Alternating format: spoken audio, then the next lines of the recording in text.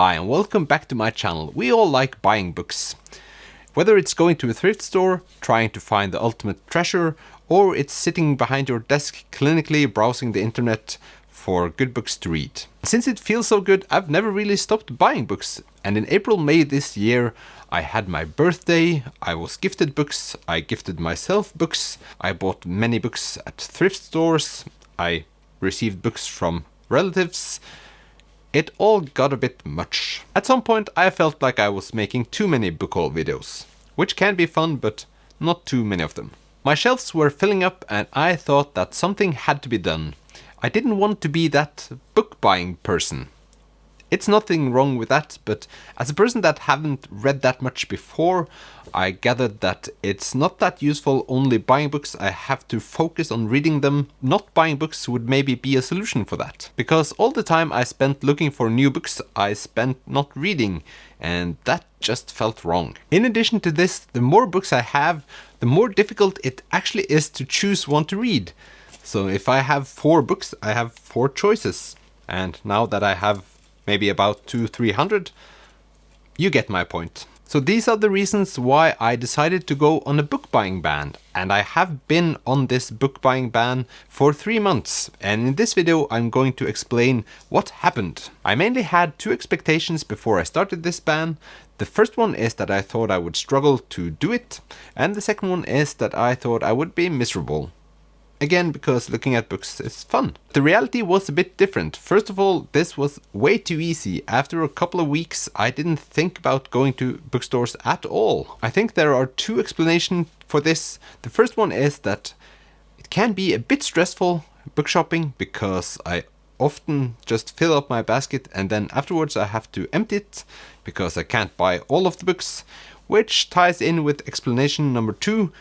It's kind of expensive buying a lot of books, and you all know that I mainly thrift books, but that takes up a lot of time, so it's convenient not going into the thrift store and spend 2 hours there. There have been occasions where I've found myself at a shopping mall for some insane reason, and the bookstores are sort of glowing. I know where they are, so naturally I'm going to look at them. And they always have this 3 for 2 pocket deal in the front of the store, so I can easily see it and think to myself I would save money if I just bought 3 books. But I have survived. The second thing I discovered is that the time I would have spent buying books either online or in the stores wasn't exchanged for anything book related at all. So all the time I spent putting books in my basket was just exchanged for other things on the internet, which didn't make sense at all and sort of defied the purpose of all this. I actually don't know if this is a bad thing or not, because books has been sort of taking over my life, but not looking for books to buy and doing other things online hasn't really enriched my life either, which brings me over to the biggest surprise of them all during this adventure. And that is, when I stopped looking for books to buy, I just stopped looking for books in general. Because I wasn't going to buy them, so why would I search for them if I wasn't supposed to acquire them at some point? Which I didn't think about at all before I started this thing.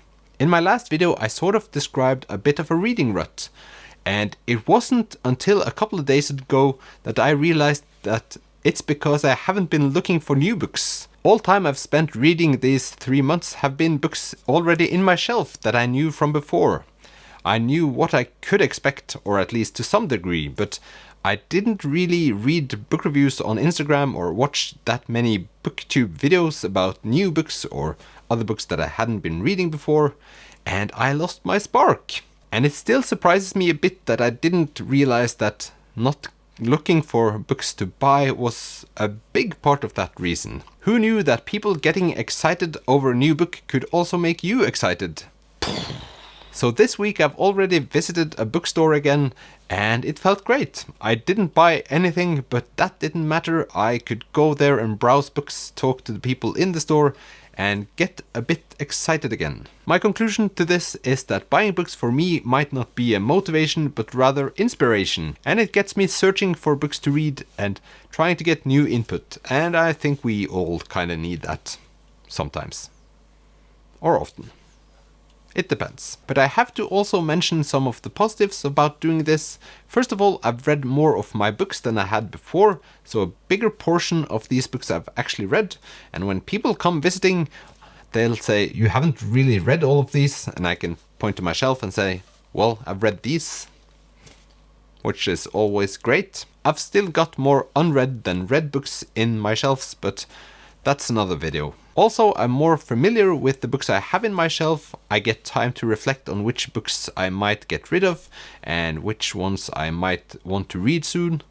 And it just feels a bit more organized, which I don't despise. And the third thing is that I'll probably think more about quality than quantity the next time I'm going thrifting, which also makes me feel kind of responsible. So that was it. Have you been on a book buying ban yourself? Please comment below if you have tips and tricks for others that maybe want to do it themselves. If you want a bit of dopamine rush, you can buy books using the affiliate links in the comments. And I hope you have a wonderful day. I'm going to buy some books myself now. Bye!